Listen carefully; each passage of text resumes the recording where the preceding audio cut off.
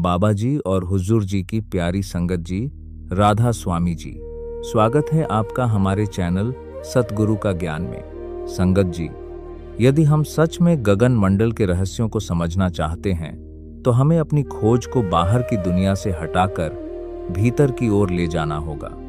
यह जो दिव्य प्रकाश, यह नूर है जो पूरे ब्रह्मांड में चमक रहा है, वह हमें आंखों से दिखाई देने वाली किसी बाहरी वस्तु में नहीं मिलेगा। यह तो केवल अंदर उतरकर अपनी अंतर यात्रा के माध्यम से ही अनुभव किया जा सकता है। इसलिए आवश्यक है कि हम रोजाना कम से कम आधा घंटा अपने भजन सिमरन के लिए निश्चित करें, विशेषकर सुबह के समय जब वातावरण शांत होता है और मन अपेक्षाकृत स्थिर होता है। यह आधा घंटा कोई साधारण समय नहीं है, बल्कि यह वह दरवाजा है जो हमें भीतर के उस दिव्य लोक से जोड़ सकता है जहां सच्ची शांति और परमात्मा का अनुभव होता है।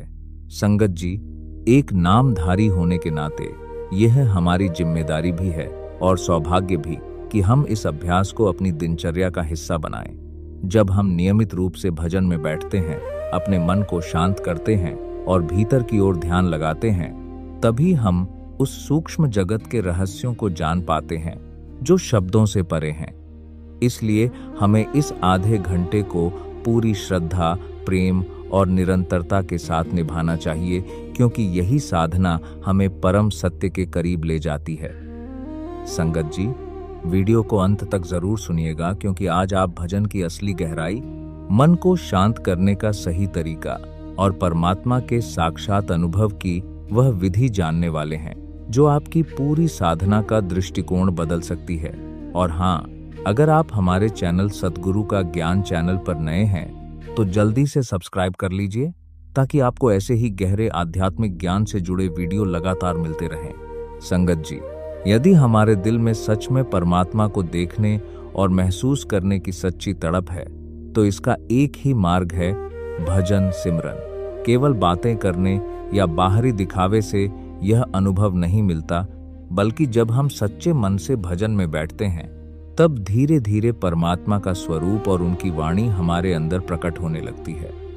हमें यह समझना होगा कि परमात्मा कहीं बाहर दूर नहीं बैठे, बल्कि वे हमारी अपनी अंतरात्मा में ही विराजमान हैं। लेकिन इस भीतर के परमात्मा को महसूस करने के लिए मन को शांत करना और अंदर की ओर ध्यान लगाना आवश्यक है, और यह केवल भजन के माध्यम से ही संभव है। संगत जी, परमात्मा को केवल किसी मूर्ति या कल्पना तक सीमित नहीं किया जा सकता। वे तो एक दिव्य प्रकाश, नूर भी हैं और एक मधुर धुन, शब्द भी हैं, जिसे हम तभी अनुभव कर सकते हैं जब हम नियमित रूप से भक्ति में बैठते हैं। इसलिए यह बहुत जरूरी है कि हम अपने 24 घंटे के दिन में से कम आधा घंटा तो ऐसा निकालें जो पूरी तरह परमात्मा के लिए समर्पित हो।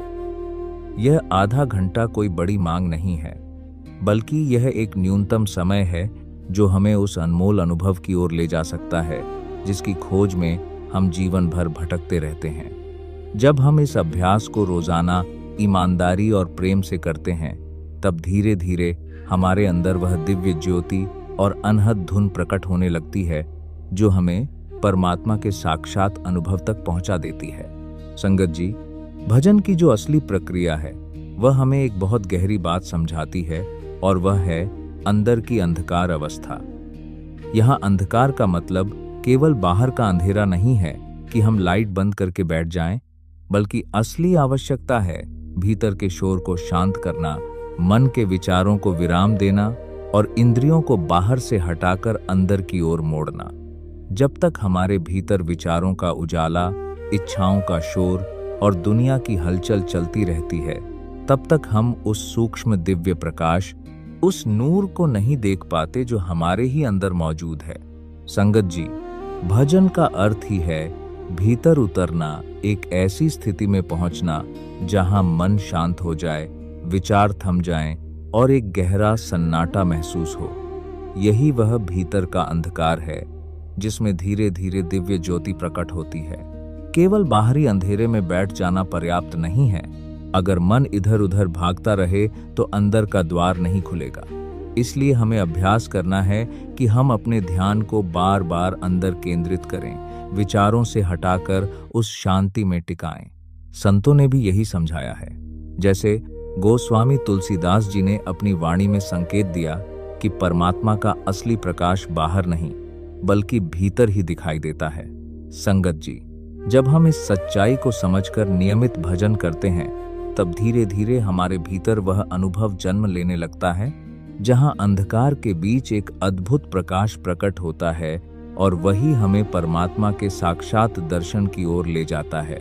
संगत जी, भजन की आदत को मजबूत और स्थिर बनाने के लिए केवल बैठ जाना ही पर्याप्त नहीं होता, बल्कि सही मार्गदर्शन और सही तरीका भी उतना ही आवश्यक है।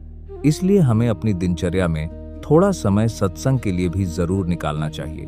जब हम रोजाना 10-15 मिनट सत्संग सुनते या पढ़ते हैं तो हमें यह समझ आने लगता है कि भजन कैसे करना है, मन को कैसे रोकना है और ध्यान को भीतर कैसे टिकाना है। सत्संग हमें दिशा देता है, हमारी गलतियों को सुधारता है और हमारे अंदर भक्ति के प्रति उत्साह और जागरूकता पैदा करता है। इसके बाद जब हम आधा घंटा भजन में बैठते हैं तो वह साधना अधिक गहरी और प्रभावशाली हो जाती है, क्योंकि अब हम केवल बैठ नहीं रहे होते बल्कि सही समझ के साथ अभ्यास कर रहे होते हैं। संगत जी, विशेष रूप से सुबह का समय इस साधना के लिए बहुत उपयुक्त माना गया है, क्योंकि उस समय वातावरण शांत होता है और मन भी अपेक्षाकृत स्थिर रहता है। साथ ही हमें दिन भर में सुमिरन यानी प्रभु के नाम का जाप करते रहने की आदत भी बनानी चाहिए। जब हम चलते फिरते, काम करते हुए या खाली समय में नाम का स्मरण करते हैं तो हमारा मन धीरे धीरे बाहर की दुनिया से हटकर भीतर की ओर जुड़ने लगता है। यही सुमिरन भजन की नींव बनता है और हमें हर समय परमात्मा से जोड़े रखता है। संगत जी, अगर हम सत्संग, सुमिरन और भजन इन तीनों को अपनी जिंदगी का हिस्सा बना लें तो हमारी साधना में एक संतुलन और निरंतरता आ जाती है, जो हमें धीरे धीरे उस दिव्य अनुभव की ओर ले जाती है जिसकी खोज में हम सब हैं। संगत जी, सुमिरन और भजन ये दोनों साधना के महत्वपूर्ण अंग हैं, लेकिन इनकी प्रकृति और करने का तरीका थोड़ा अलग होता है, जिसे समझना बहुत जरूरी है। सुमिरन में हम सक्रिय रूप से अपने गुरु या परमात्मा के नाम का बार बार स्मरण करते हैं। यह एक जागरूक अभ्यास है जिसमें हम मन को नाम के साथ जोड़ते हैं ताकि वह इधर उधर भटकने के बजाय एक ही बिंदु पर टिकना सीख जाए। सुमिरन हमारे मन को तैयार करता है, उसे बाहर की दुनिया से हटाकर भीतर की ओर मोड़ता है।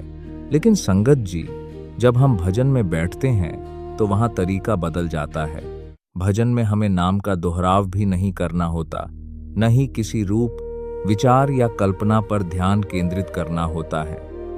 भजन का असली अर्थ है पूरी तरह से शांत हो जाना, बाहरी और भीतरी दोनों प्रकार के विचारों को छोड़ देना और एक गहरे सन्नाटे में स्थिर हो जाना। उस समय हमें केवल होना है, कुछ करना नहीं है। संगत जी, यह अवस्था आसान नहीं होती, क्योंकि मन बार बार कुछ न कुछ सोचने की कोशिश करता है, लेकिन हमें धैर्य के साथ उसे धीरे धीरे शांत करना है। जब हम लगभग 30 मिनट तक इस तरह पूरी तरह से भीतर स्थिर रहने का अभ्यास करते हैं, तब धीरे धीरे एक ऐसी अवस्था आने लगती है जहां विचार अपने आप समाप्त होने लगते हैं और एक गहरी शांति अनुभव होती है। यही वह अवस्था है जहां भजन अपनी असली गहराई दिखाता है, जहां न शब्द रहते हैं न विचार, केवल एक मौन और उस मौन में छिपा हुआ परमात्मा का अनुभव। इसलिए संगत जी, हमें यह समझकर साधना करनी है कि सुमिरन मन को तैयार करता है और भजन हमें उस अंतिम शांति और मिलन की ओर ले जाता है। संगत जी, जब हम भजन में बैठते हैं तो सबसे बड़ी चुनौती यही सामने आती है कि शरीर तो शांत बैठा होता है, लेकिन मन लगातार भागता रहता है। कभी बीते हुए पल याद दिलाता है, कभी भविष्य की चिंताएं लेकर आ जाता है और कभी बाहर की आवाजों में उलझा देता है। ऐसे में हमें लगता है कि हम भजन कर रहे हैं, लेकिन वास्तव में हमारा ध्यान भीतर की शांति के बजाय बाहरी शोर और मानसिक हलचल में ही उलझा रहता है। इसलिए भजन की असली साधना यह है कि हम केवल चुपचाप बैठें और जो भी विचार या अनुभव सामने आए उनमें न उलझें, न प्रतिक्रिया दें, बस एक साक्षी बनकर उन्हें देखते रहें। संगत जी, यह साक्षी भाव बहुत महत्वपूर्ण है। जब हम अपने विचारों को पकड़ते नहीं, उनके साथ बहते नहीं, बल्कि उन्हें आते जाते हुए देखते हैं, तभी धीरे धीरे मन शांत होने लगता है। हमारी अंदर की शांति को सबसे ज्यादा बाधा हमारे अपने विचार और उनमें हमारी भागीदारी ही बनती है। इसलिए अभ्यास यही है कि हम अपने आप को उन विचारों से अलग अनुभव करें, जैसे हम कोई दर्शक हैं और मन एक चलचित्र की तरह चल रहा है। इसी के साथ एक बहुत सरल और प्रभावी तरीका है अपनी सांसों पर ध्यान देना। हमें सांस को बदलना नहीं है, उसे नियंत्रित नहीं करना है, बल्कि केवल उसकी प्राकृतिक गति को देखना है, कैसे सांस अंदर जाती है, कैसे बाहर आती है। जब हम इस तरह ध्यानपूर्वक अपनी सांसों को देखते हैं, तो हमें अपने मन की स्थिति भी समझ आने लगती है। यदि सांस शांत और धीमी है, तो मन भी शांत हो रहा होता है, और यही वह स्थिति है जहां भजन गहराई पकड़ने लगता है। संगत जी, धीरे धीरे इस अभ्यास से हम यह अनुभव करने लगते हैं कि हम मन नहीं हैं, बल्कि मन के देखने वाले हैं। विचार आते हैं और चले जाते हैं, लेकिन हम उनसे अलग रहते हैं। यही अलगाव, यही साक्षी भाव हमें भजन की गहराई में ले जाता है, जहां एक दिन ऐसा आता है जब भीतर सच्ची शांति और परमात्मा का अनुभव अपने आप प्रकट होने लगता है।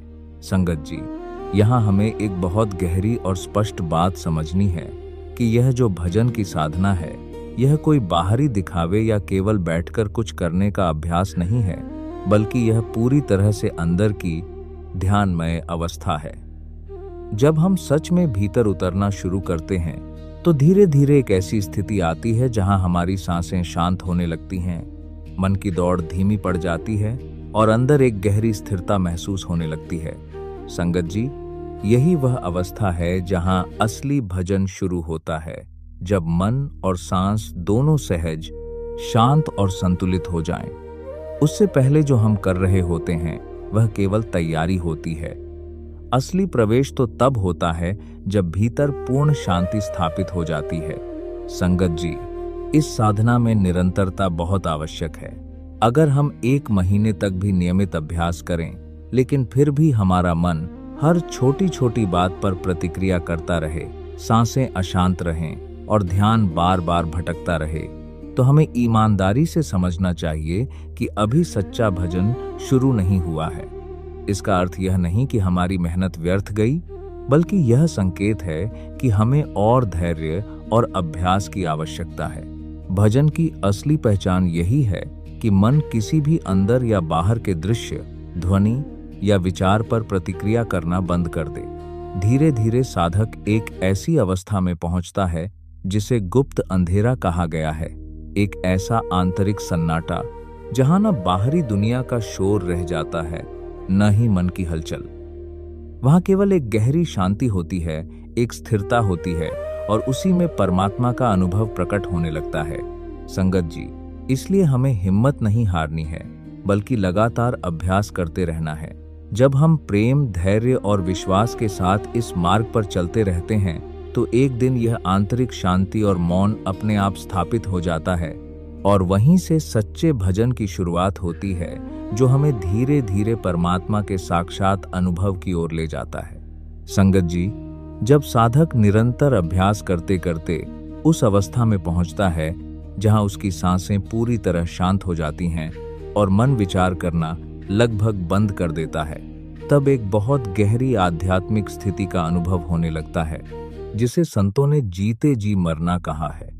इसका अर्थ शरीर का मरना नहीं है, बल्कि मन की चंचलता, विचारों की भीड़ और अहंकार का शांत हो जाना है।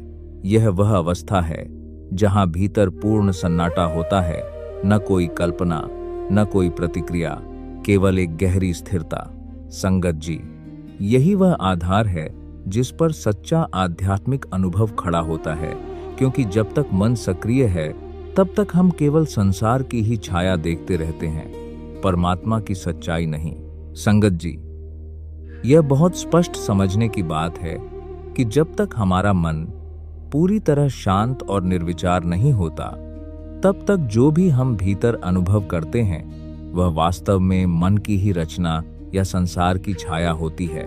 परमात्मा का सच्चा अनुभव, चाहे वह दिव्य प्रकाश हो या अनहद धुन केवल उसी समय प्रकट होता है जब मन पूरी तरह मौन हो जाता है।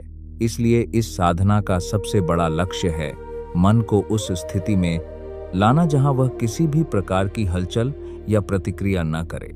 और जब साधक इस अभ्यास में दृढ़ रहता है, प्रेम और धैर्य के साथ आगे बढ़ता है, तो धीरे धीरे उसके भीतर अद्भुत अनुभव प्रकट होने लगते हैं। संगत जी, सबसे पहले भीतर एक दिव्य प्रकाश का अनुभव होता है। इसे शब्द का प्रकाश कहा गया है। यह कोई साधारण रोशनी नहीं होती, बल्कि एक ऐसी चेतना से भरी ज्योति होती है जो सीधे परमात्मा की उपस्थिति का एहसास कराती है। इसके साथ साथ एक मधुर अलौकिक धुन भी सुनाई देने लगती है, जिसे शब्द धुन कहा जाता है। यह कोई बाहरी आवाज नहीं होती, बल्कि भीतर से उठने वाली दिव्य संगीत धारा होती है। संगत जी, यही शब्द का प्रकाश और शब्द धुन वास्तव में परमात्मा के प्रत्यक्ष अनुभव हैं। जब साधक इनका अनुभव करने लगता है, तो उसकी साधना केवल अभ्यास नहीं रह जाती, बल्कि एक जीवंत अनुभव बन जाती है, जहां वह हर क्षण परमात्मा की उपस्थिति को महसूस करने लगता है। इसलिए हमें इस मार्ग पर धैर्य, विश्वास और निरंतरता के साथ चलते रहना है, क्योंकि यही अभ्यास हमें उस दिव्य मिलन तक ले जाता है जिसकी खोज में हम सब हैं। संगत जी, जब साधक लगातार अभ्यास करता रहता है और भीतर उस दिव्य प्रकाश और शब्द धुन का अनुभव स्थिर होने लगता है, तो धीरे धीरे यह अनुभव केवल भजन के समय तक सीमित नहीं रहता, बल्कि पूरे दिन उसकी चेतना में बना रहता है। फिर वह जहां भी होता है, काम करते हुए, चलते फिरते या लोगों के बीच, अंदर एक सूक्ष्म जुड़ाव परमात्मा के साथ बना रहता है। इससे संसार के प्रति आसक्ति अपने आप कम होने लगती है, क्योंकि अब साधक को एक ऐसा आंतरिक आनंद मिल रहा होता है जो बाहरी चीजों से कहीं अधिक गहरा और स्थायी है। संगत जी, साधना का असली लक्ष्य भी यही है कि हम केवल कुछ समय के लिए नहीं, बल्कि 24 घंटे उस प्रभु की याद और उपस्थिति में जीना सीख जाएं। संतों ने भी इसी सत्य को बार बार समझाया है। जैसे गोस्वामी तुलसीदास जी ने बहुत सुंदर संकेत दिया कि यह जो नूर गगन मंडल में झिलमिलाता है, वह हर किसी को दिखाई नहीं देता। केवल वही विरला साधक जो पूरी तरह भजन में डूब जाता है, उसी को यह दिव्य प्रकाश अपने भीतर दिखाई देता है। बाहर की दुनिया की चकाचौंध और माया इस सच्चे प्रकाश को ढक देती है। इसलिए जब तक हम भीतर नहीं उतरते, तब तक हम उस परम सत्य को नहीं देख पाते। संगत जी, जब साधक इस भजन में पूरी तरह रच बस जाता है, तो उसका दृष्टिकोण ही बदल जाता है। अब वह परमात्मा को केवल अपने अंदर ही नहीं, बल्कि हर जीव में, हर इंसान में, हर परिस्थिति में देखने लगता है। उसे हर तरफ वही एक परम शक्ति दिखाई देने लगती है। यह अवस्था कोई कल्पना नहीं है, बल्कि गहरे अभ्यास और पूर्ण समर्पण का परिणाम है, जहां साधक की दृष्टि शुद्ध हो जाती है और उसे हर जगह प्रभु का ही स्वरूप नजर आता है। अब प्रश्न आता है कि हम इस मार्ग पर कैसे आगे बढ़ें, खासकर इस कलयुग में। संगत जी, इसके लिए कुछ मूलभूत बातें बहुत आवश्यक हैं। सबसे पहला कदम है एक जीवित पूर्ण गुरु से नाम दान प्राप्त करना, क्योंकि वही हमें इस मार्ग की सही दिशा और शक्ति देते हैं। दूसरा, गुरु और नाम पर अटूट विश्वास रखना, यह समझना कि वही नाम वास्तव में परमात्मा का स्वरूप है। तीसरा, सुमिरन का अभ्यास करना, बार बार उस नाम को याद करना, ताकि मन भटके नहीं और हमारी चेतना आंखों के पीछे तीसरे नेत्र के केंद्र पर टिकना शुरू करे। और चौथा, ध्यान को विकसित करना, गुरु के नाम में इतनी गहराई से डूबना कि हमारा ध्यान स्थिर और एकाग्र हो जाए। संगत जी, इन सब का सार यही है कि बिना गुरु के मार्गदर्शन और नाम की शक्ति के इस मार्ग पर आगे बढ़ना बहुत कठिन हो जाता है। लेकिन अगर हम सच्चे मन से गुरु की शरण में आकर विश्वास और निरंतर अभ्यास के साथ चलते हैं, तो धीरे धीरे यह साधना हमारे जीवन को बदल देती है और हमें उस परम अनुभव तक पहुंचा देती है जिसकी तलाश में हमारी आत्मा जन्मों से भटक रही है। संगत जी, जब हम सुमिरन करते हुए अपनी ध्यान शक्ति को आंखों के पीछे भ्रिकुटी केंद्र तीसरे नेत्र पर टिकाना शुरू करते हैं, तो धीरे धीरे हमारी एकाग्रता मजबूत होने लगती है। शुरू में यह अभ्यास थोड़ा कठिन लगता है, लेकिन जैसे जैसे हम नियमित रूप से नाम का स्मरण करते रहते हैं, मन खुद ब खुद उसी केंद्र पर टिकने लगता है। फिर एक समय ऐसा आता है जब भजन करने के लिए हमें खुद को मजबूर नहीं करना पड़ता, बल्कि अंदर से ही एक खिंचाव, एक लगन पैदा होने लगती है, मानो मन स्वयं ही भक्ति की ओर आकर्षित हो रहा हो। यही संकेत है कि साधना सही दिशा में आगे बढ़ रही है। लेकिन संगत जी, इस मार्ग पर चलते हुए एक और महत्वपूर्ण बात समझनी जरूरी है। शुरुआत में जब हम भजन में बैठते हैं तो हमें अंदर कई प्रकार की रोशनियां, आवाजें या अनुभव महसूस हो सकते हैं, जो कभी कभी हमें भ्रमित कर देते हैं कि इनमें से क्या वास्तव में दिव्य है और क्या केवल मन की कल्पना या भटकाव। इसलिए जरूरी है कि हम किसी भी अनुभव को पकड़ने या उसमें उलझने के बजाय शांत और साक्षी बने रहें। जब हमारा मन पूरी तरह स्थिर और शांत होता जाता है, तब धीरे धीरे हमें सही और गलत अनुभवों में अंतर समझ आने लगता है। संगत जी, इस साधना में सबसे बड़ी कुंजी है धैर्य और निरंतरता। रोजाना सुबह का भजन बहुत आवश्यक है, क्योंकि उसी समय हम अपने मन को धीरे धीरे शांत करना सीखते हैं। यह प्रक्रिया किसी के लिए कुछ हफ्तों में आगे बढ़ सकती है, तो किसी के लिए महीनों या वर्षों का समय भी ले सकती है। लेकिन इसमें घबराने या जल्दी करने की जरूरत नहीं है। हमें केवल अपने अभ्यास में नियमित रहना है और हर दिन साक्षी भाव के साथ बैठना है। जो भी भीतर घट रहा है, उसे बिना प्रतिक्रिया दिए, बिना जज किए केवल देखना है। संगत जी, जब हम इस तरह धैर्यपूर्वक और प्रेम के साथ इस मार्ग पर चलते रहते हैं, तो एक दिन ऐसा आता है जब मन वास्तव में शांत हो जाता है, और वही शांति हमें उस दिव्य अनुभव की ओर ले जाती है जिसकी खोज में हम इस साधना को अपना रहे हैं। संगत जी, इस मार्ग पर चलते चलते जब कोई साधक अपने भीतर उस झिलमिलाते दिव्य प्रकाश, उस नूर को पहचान लेता है, तो संत उसे विरला और भागी कहते हैं। विरला इसलिए क्योंकि यह अनुभव हर किसी को सहज नहीं मिलता, और भागी इसलिए क्योंकि यह केवल गुरु की कृपा से ही संभव होता है। संगत जी, यही सच्चा तत्व ज्ञान है, अपने भीतर परमात्मा के उस प्रकाश को जान लेना। और जब यह अनुभव पक्का हो जाता है, तो साधक जन्म मरण के चक्र से ऊपर उठने लगता है, क्योंकि अब उसकी चेतना संसार की माया से हटकर उस परम सत्य से जुड़ जाती है। संगत जी, ऐसा साधक फिर केवल नाम का जप करने वाला नहीं रहता, बल्कि वह सच्चे अर्थों में गुरु और परमात्मा का सेवक बन जाता है। उसकी सेवा कोई बाहरी दिखावा या केवल भौतिक चीजों तक सीमित नहीं रहती, बल्कि उसकी असली सेवा सुमिरन, ध्यान और भजन के रूप में होती है। वही हर पल नाम में जुड़ा रहता है, वही अपने मन को भीतर टिकाने की कोशिश करता है, और यही सबसे ऊंची सेवा मानी गई है, क्योंकि इस सेवा में न स्वार्थ होता है, न दिखावा, केवल प्रेम, समर्पण और सच्ची भक्ति होती है। संगत जी, इस साधना के दौरान एक बहुत महत्वपूर्ण अनुभव होता है, जिसे मन का साक्षात्कार कहा जाता है। जब हम भजन में बैठकर अपने मन को देखते हैं, तो हमें साफ दिखाई देने लगता है कि मन कैसे बार बार भटकता है, कैसे वह हमें पुराने विचारों, इच्छाओं और कल्पनाओं में उलझाने की कोशिश करता है। लेकिन जब हम साक्षी भाव से उसे देखते रहते हैं, तो धीरे धीरे उसकी गति धीमी होने लगती है, और एक समय ऐसा आता है जब वह शांत होने लगता है।